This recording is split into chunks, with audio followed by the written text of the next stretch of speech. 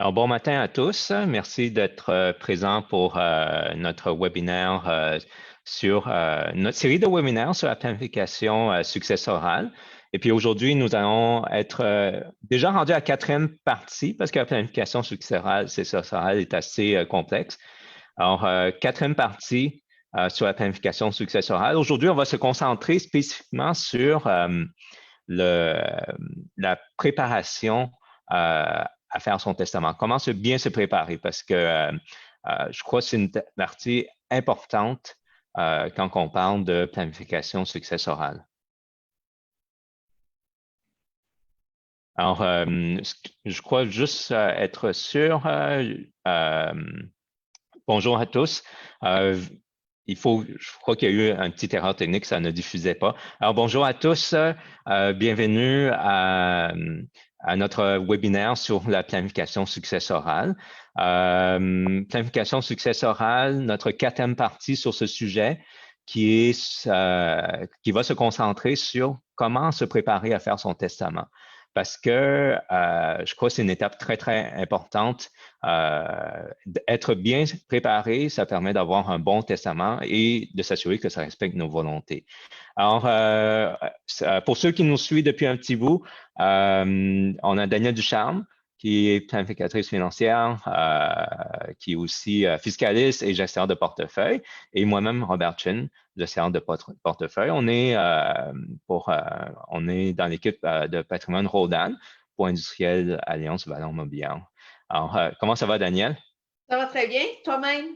Oui, ça va très, très, très bien. Malgré que je crois hier, on a eu la première petite neige. J'avais vu de la neige, moi. Je ne sais pas, ici à Montréal. OK, donc il ne faut pas le mentionner, c'est ça? Non. Pas On va encore, pas faire au mois d'octobre. Faut c'est attendre un au petit mois de peu trop. novembre pour Non, c'est ça. commencer à parler de ça. Donc, après l'Halloween, peut-être. Exact. Exact.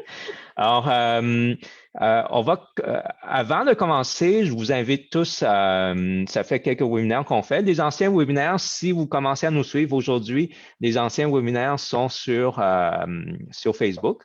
À la fin du webinaire, on va vous montrer comment nous retrouver sur Facebook. Ils sont en réécoute, ils sont disponibles parce qu'on a quand même progressé depuis, je crois, une couple de mois déjà. On a on a pas mal préparé à la préparation du testament.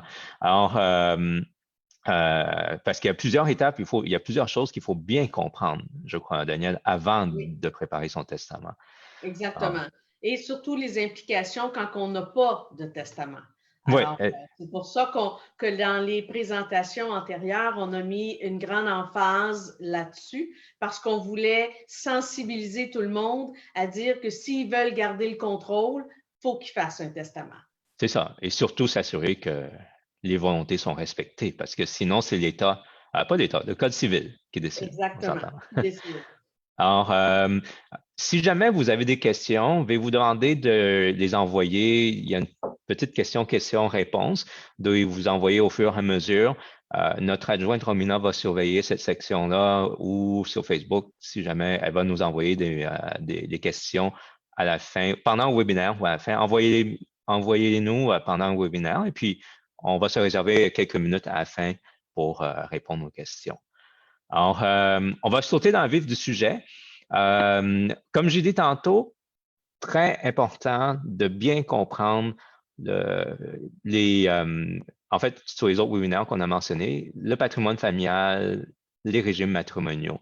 Alors, pourquoi c'est si important, Parce Daniel? que ça détermine s'il y a quelqu'un qui fait son testament, puis qui Oui, n'a pas légué rien à son conjoint, oui, d'accord? Même si c'est sa volonté, le patrimoine familial rentre en ligne de compte.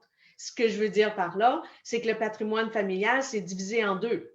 oui. Donc, même si on veut rien laisser à son conjoint, le patrimoine familial dit que la moitié va aller au Il conjoint. va déjà aller au conjoint, c'est ça. Même Exactement. si on est propriétaire de ces biens-là, c'est le patrimoine fait la division. Donc, c'est important de bien comprendre cette loi et les régimes matrimoniaux. Alors, je vous invite à consulter nos autres vidéos pour. Patrimoine familial, c'est quoi?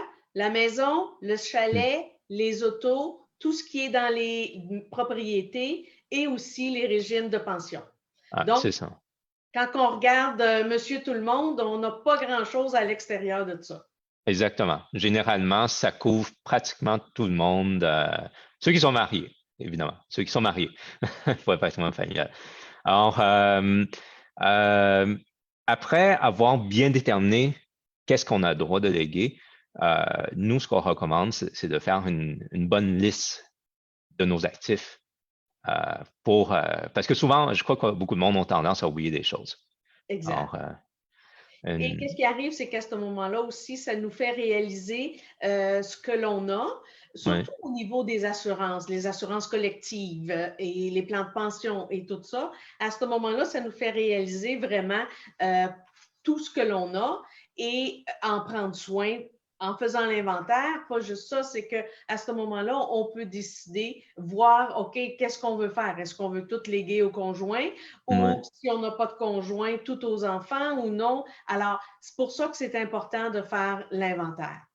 C'est ça. Et puis, en faisant l'inventaire, je crois que ce qu'on réalise aussi à un moment donné, c'est on a tellement de choses. Est-ce que je lègue vraiment tout ça à ma conjointe ou à mon conjoint? Ou je peux décider, ben, peut-être que je devrais en laisser quelques-uns à mes parents ou quelque chose. Donc, ça nous donne une belle image, une bonne image de où est-ce qu'on est dans nos Notre actifs et puis tout patrimoine. ça, dans notre patrimoine. Nous, on a développé un petit outil pour ça. Pour nos clients, c'est ce qu'on appelle l'inventaire des biens. Euh, je crois que c'est important d'avoir un petit inventaire qui est déjà préparé parce que ça nous permet de s'assurer qu'on n'oublie rien. Tu as mentionné les assurances. Ça, c'est quelque chose, je crois que souvent le monde oublie. Ils ont acheté une vieille police. Ils ont acheté une police, ça fait longtemps, et ils oublient ça. C'est ça. Et comme on en a parlé dans les séminaires auparavant, c'est qu'il ne faut pas oublier qu'une police d'assurance vie, si on a mis un bénéficiaire Oui, directement à la police, ben, ça ne fait pas partie du testament. c'est Alors, ça. c'est des choses qu'il faut tenir compte, puis des fois, il faut revérifier parce que pour s'assurer que ce qu'on pensait que ça allait dans le testament, dans notre patrimoine à diviser, ben peut-être qu'il ne va pas là du tout. Puis ça fait des décisions différentes que vous auriez prises. Et puis, ça peut, je crois, causer certains conflits après le décès, comme par exemple, dans la police d'assurance, on nommait comme bénéficiaire l'ex-conjoint, par exemple. On Alors, l'a jamais changé. on Et l'a jamais ensuite de changé. ça, ce qui arrive, c'est qu'on l'a mis comme conjoint, comme bénéficiaire irrévocable. Ça veut dire quand on met un bénéficiaire irrévocable, pour le changer, ça prend la signature de cette personne-là. Ouais, Alors, c'est pour ça aussi que quand on commence à donner des bénéficiaires au niveau de nos polices, ben, irrévocable, ça veut dire que ça ne peut pas changer sans la signature de la personne. l'autorisation. C'est ça, Alors, exactement. c'est pour ça que la plupart du temps, le irrévocable dans les polices d'assurance, on met ça pour garantir quelque chose Ouais, en étant irrévocable. Donc, ça ouais. veut dire que tant et si longtemps que la chose n'est pas terminée, que ce soit un prêt, une pension alimentaire, une dette ou quoi que ce soit, alors à ce moment-là, la police d'assurance reste irrévocable pour à qui on doit quelque chose. Oui, exactement. Alors, des choses à faire attention là-dessus. Alors, faire un bon inventaire de biens, ça nous permet de bien identifier où est-ce qu'ils sont. Et je crois, pour finir avec ce point, je crois la partie importante aussi, c'est que ça aide beaucoup le travail éventuel du liquidateur de rassembler ça parce que pendant une vie, je crois c'est incroyable. C'est comme faire le ménage d'une maison. On a traîné beaucoup, beaucoup de choses pendant une vie. Alors, des biens financiers, on peut en avoir un peu partout. Oui, puis ensuite de ça, ce qui arrive, c'est qu'on veut que les gens qui vont s'occuper de notre succession soient au courant de tous les experts qu'on a utilisés aussi. Parce que si on a un comptable et qu'il n'y a pas personne qui sait quel comptable on utilise, bien, cette personne-là a tout notre historique de rapport d'impôt. Donc, c'est important de donner toute cette information-là au liquidateur qui va avoir à notre testament. Alors, c'est pour ça que, comme tu as dit, avec notre liste d'inventaire qu'on vous donne, qu'on est capable de vous donner, il y a toujours à ce moment-là toutes ces questions-là auxquelles il faut répondre. Aussi, combien de gens ont plus qu'un compte de banque? Mais que Ben le oui. deuxième compte de banque, il n'y a pas personne qui est au courant parce que c'est pour la petite épargne ou whatever. Alors, c'est pour ça que dans la liste d'inventaire, on fait la liste de tout. Meilleur exemple aussi, des fois, c'est qu'on a un coffret de sûreté dans une banque. On change de banque parce qu'on a déménagé de quartier ou quoi que ce soit, mais on ne déménage pas notre coffret de sûreté. Ouais. Donc, à ce moment-là, il n'y a pas personne qui peut faire la relation avec l'inventaire des biens que l'on a. Systématiquement, toutes ces choses-là, le liquidateur va être au courant. Exact. OK. Alors, et puis ne rien oublier, évidemment. C'est le plus important, sinon ça va euh, dans les biens perdus de l'État. Exactement. Alors, il faut que les gens soient au courant qu'effectivement, s'ils ne listent pas un compte de banque à quelque part, ben là, automatiquement, ce qui arrive, c'est qu'après 7 ans d'inactivité dans le compte, la solde du compte est envoyée à la Banque du Canada. Oui, Alors, exact. à ce moment-là, ça fait que vos héritiers, il faudrait qu'ils sachent que vous l'aviez, puis que ça fait longtemps, puis que c'est Hmm. parti. Donc, c'est beaucoup plus difficile. C'est pour ça qu'il y en a qui leur expertise, c'est justement de voir les gros soldes qui arrivent à la Banque du Canada et de retrouver les gens à qui ça Ouais. appartient en chargeant un pourcentage pour l'information. Donc, il faut tout pour faire un monde, hein, aujourd'hui. Oui, et bien souvent, des fois, c'est quand même bien parce qu'on ne savait pas que c'était rendu C'est là. ça, exactement. Un Alors, coffret de sûreté, c'est la même chose. Une oui, fois qu'on n'a pas payé le coût du coffret de sûreté, je pense, dans mon temps, c'était 2 ans. Après oui, 2 ans, ce qu'on fait, c'est qu'on drille le coffret et c'est gardé en sécurité avec dans la succursale de la banque pour dire que ça, c'est un bien qui appartenait à cette personne-là et que si jamais on le réclame, à ce moment-là, ça va être disponible. oui, oui. Alors, Ça, c'est donc, beaucoup d'informations, bon, mais ben, c'est beaucoup d'informations, mais très important. Et puis, c'est pour ça, un inventaire des biens, ça simplifie tellement la tâche de tout le monde. exactement. Et Alors, où il se trouve? oui, exactement. Où le placer? On ne met pas l'inventaire de biens dans le coffret de sûreté. Là, ça commence à être un petit peu problématique après. Autant que possible. Choisir ses héritiers. Alors, étape très importante pour, évidemment, pour planification d'une succession. Qui qu'on veut léguer les actifs? Euh, je crois que le plus important avant de passer au notaire, c'est bien d'identifier parce qu'on ne veut pas arriver au notaire et puis commencer à dire, ben, j'ai peut-être pas pensé encore à qui que je veux léguer ou quelque chose. Alors, En y réfléchissant d'avance, ce qui arrive, c'est qu'il va y avoir automatiquement aussi, habituellement, 2 rendez-vous au notaire. La première, mhm, c'est pour donner vos volontés et tout ça. Et ensuite de ça, le notaire prépare votre testament en tant que tel. Alors, c'est sûr que si vous n'y avez pas réfléchi d'avance, ben là, le notaire va vous donner beaucoup de travail à faire avant de faire le deuxième. ouais, De vous redonner rendez-vous pour vous dire, OK, vous nous avez dit c'est ça, regardez comment on l'a interprété et est-ce que ça fait votre affaire? Tu as raison. C'est pour ça que quand on y réfléchit d'avance, ben à ce moment-là, le notaire va nous donner peut-être des petites hints pour dire, ben, avez-vous pensé à ça, ça ou ça? Alors, c'est important, comme tu dis, de choisir avant d'avoir une bonne idée de ce qu'on veut hmm, faire. Choisir définitivement, pas nécessairement, mais avoir une bonne idée de ce qu'on veut faire. c'est ça. Et puis aussi, d'avoir une bonne idée, on va en parler au prochain webinaire, mais déjà avoir une bonne idée qui veut hériter, c'est là qu'on peut faire des planifications un petit peu plus stratégiques au niveau fiscal. On en parlera au Exact. prochain webinaire. Exact. Euh, on recommande aussi un liquidateur indépendant. Et puis moi, je crois beaucoup à ça d'avoir un liquidateur indépendant parce que on n'est plus là après notre décès. Il faut il faut quelqu'un qui soit capable de lire, euh, comment on dit ça, à sang-froid ou quelqu'un qui n'est pas émotionnellement lié, qui est capable de faire respecter les volontés. Et je pense que tu as raison. Toutefois, pour ma part, ce que je crois, c'est que quand on nomme quelqu'un qui est dans notre entourage, Mhm. qui est pas trop loin, faut toujours donner la possibilité aux liquidateurs d'utiliser des professionnels.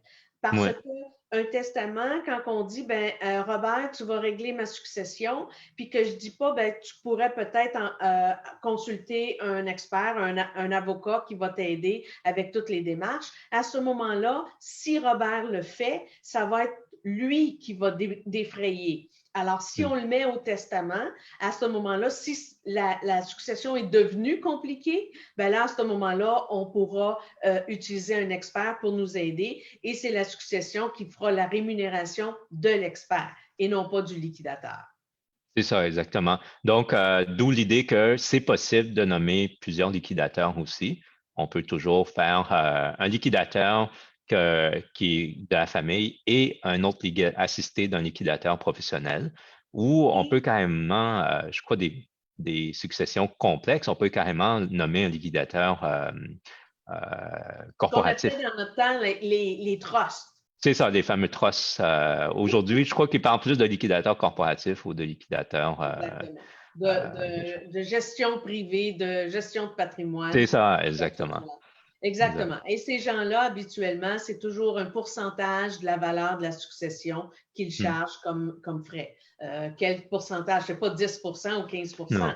C'est quelque chose de l'ordre, dépendamment du montant, entre 2 et 3 Des fois, ça peut monter jusqu'à 5, dépendamment de la complexité. Si vous avez un condo en Floride, puis un condo en France, puis une corporation qui est enregistrée en Europe ou quoi que ce soit, alors on comprend que ça commence à être assez compliqué. C'est ça. Donc, c'est pour ça qu'à ce moment-là, le prix varie avec la valeur de la succession et aussi la complexité. OK. Des fiducies testamentaires si nécessaire. Donc, on va en parler la semaine prochaine. Non, au prochain webinaire, pas nécessairement dans 2 semaines. Je ne crois pas qu'on a le temps de tout préparer pour la semaine prochaine. Mais donc, des fiducies testamentaires, c'est des choses surtout pour aider à protéger les héritiers contre Eh bien, alors, qu'est-ce qui eux-mêmes arrive? et les biens. Comme on dit bien souvent, vous avez un nouveau conjoint parce que c'est un deuxième mariage, mais vous voulez que le chalet et la maison reviennent à vos enfants. Alors, à ce moment-là, on utilise une fiducie pour créer, disant que l'usufruit est au nouveau conjoint, mais que le bien reviendra aux enfants parce qu'on ne veut pas, on pourrait léguer tout au conjoint, mais il n'y a rien qui nous garantit que le conjoint, une fois que vous êtes décédé, ne refera pas son testament pour léguer à quelqu'un d'autre. Exact. Alors, si vous voulez garder le contrôle de ça à ce moment-là, mais que vous ne voulez pas que les enfants, parce qu'ils sont en chicane avec la deuxième conjointe, qu'il y a kick dehors, comme on dit communément, à ce moment-là, il faut créer une fiducie dans ce sens-là. Ouais. L'autre chose qu'il faut se rappeler, je m'excuse Robert, mais c'est que toute fiducie testamentaire, avant, c'était considéré comme un individu tout au le sens long. De la loi, là, ça faisait du sens de garder la fiducie. Ouais. Ce n'est plus le cas. Le gouvernement a mis une hache là-dedans aussi. Alors, ça veut dire qu'on peut le considérer comme un autre individu seulement pendant 2 ans. C'est quoi l'impact? On en parlera dans 2 semaines. C'est ça, exactement. Dans 2 semaines, on va aller en détail comment que ça reste quand même intéressant. On va en parler, c'est très important, c'est très intéressant en fait encore les fiducies testamentaires. C'est juste qu'il faut certains avantages que je crois que certaines personnes en abusaient un peu. On a enlevé ça.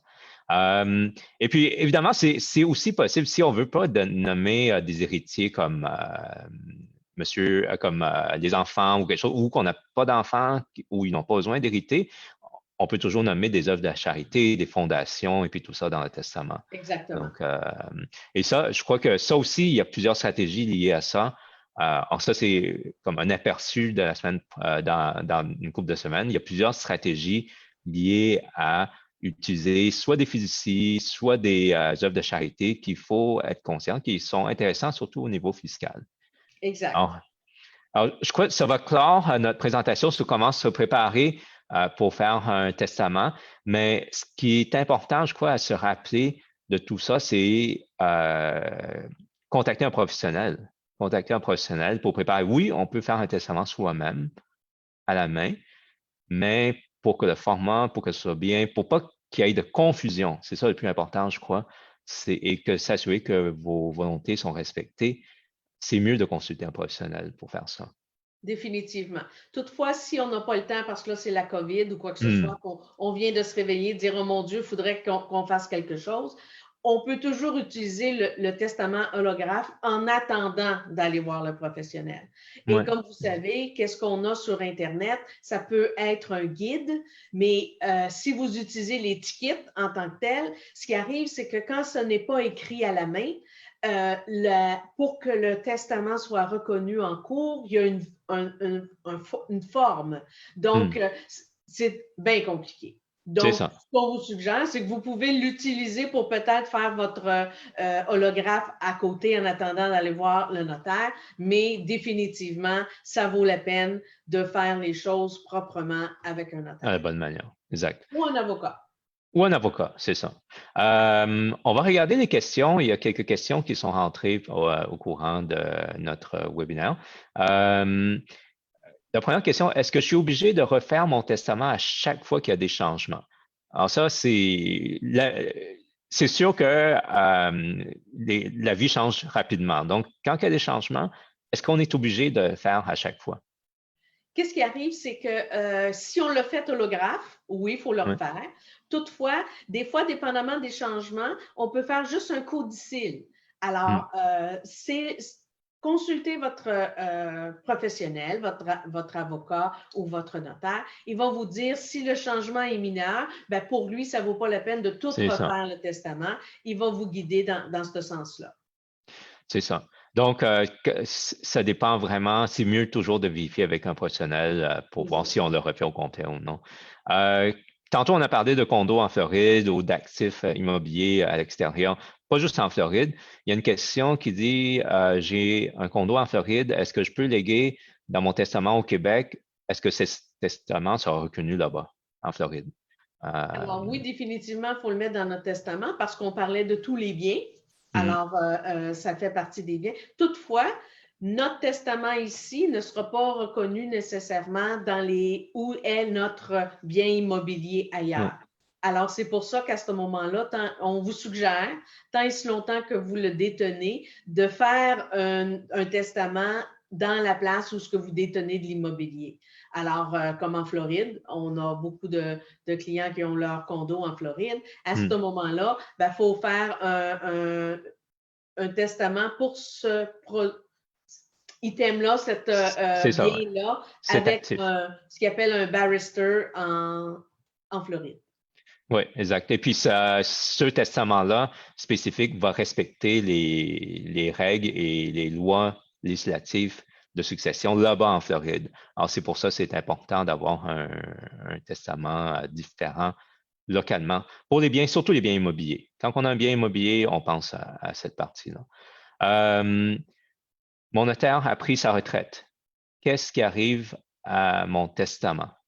Alors, ça, je crois que ça peut arriver souvent. Je crois les notaires, surtout quand on fait un testament relativement jeune. Alors, est-ce que le testament disparaît? Non, ça ne disparaît pas, hein, Daniel. Non, ça reste dans ce qu'on appelle les minutes du notaire. Du notaire. Et à ce moment-là, qu'est-ce qui arrive? C'est que le notaire, la plupart du temps, donne à un autre notaire le suivi de ces minutes. Si c'est quelque chose qui a été subi et qu'il n'y avait pas cette procédure de prévu, à ce moment-là, le livre des minutes retourne à la Chambre des notaires. C'est ça. Donc, c'est pas perdu, ça va toujours être retrouvé quand ils font les recherches testamentaires après le décès. J'ai une autre question. Qu'est-ce qui arrive si on est en processus de faire notre testament et quelque chose arrive et puis pas encore notarié? Oui, ça, c'est touché, mais malheureusement, je crois que la réponse, c'est que c'est pour ça, tantôt, Daniel, tu parlais du testament holographe. Si on ne peut pas aller voir le notaire pour X raisons à cause du COVID ou on est vraiment malade et on n'est pas capable de rejoindre un notaire ou quelque chose, c'est mieux un testament holographe écrit à main. Holographe, on insiste sur le fait que ça doit être écrit à main. La totalité écrit à la main. La totalité écrit à la main. Exactement. Donc, à ce moment-là, c'est reconnu. On n'a pas besoin de témoins, rien de ça. Et comme comme on dit, ce qui arrive, c'est que quand le notaire écrit le testament, il dit que tout testament antérieur est révoqué. Mais il faut qu'il soit enregistré dans les minutes du notaire. Comme vous dites, si ce n'est pas enregistré encore, ça ne vaut rien. Ça peut déterminer les volontés que vous aviez, mais le liquidateur n'y est pas tenu d'exécuter quelque chose qui n'est pas enregistré. Exact. OK. Alors, pour l'instant, je crois que c'est toutes les questions qu'on a pour l'instant.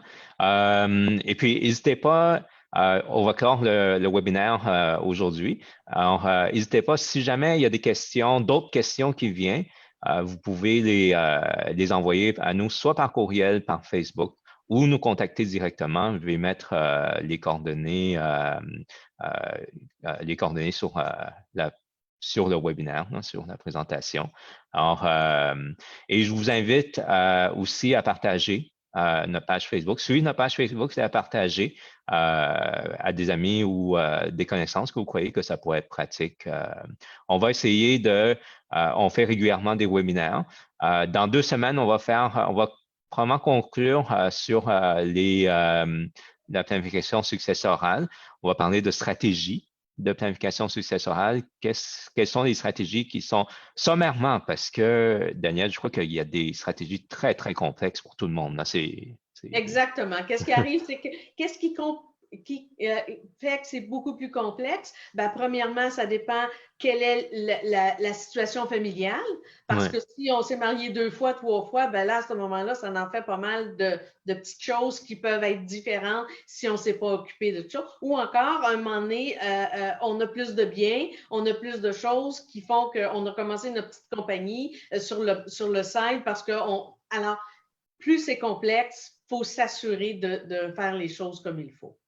C'est ça, exactement. Donc, on va en parler un peu. On va toucher des sujets sommairement et puis des stratégies qui sont intéressantes, qui sont courantes aussi. Donc, et puis, on cherche aussi des idées. Si jamais vous avez des idées de webinaires, de sujets que vous voulez couvrir, envoyez-nous un message sur Facebook ou LinkedIn aussi. Certains nous suivent sur LinkedIn. Envoyez-nous un message et on va regarder qu'est-ce qu'on peut des sujets qu'on pourrait couvrir pour les prochains webinaires. Alors, merci beaucoup à tous. Passez une belle journée. Merci, Daniel. On se revoit au prochain webinaire. Au merci. revoir. Bonne journée.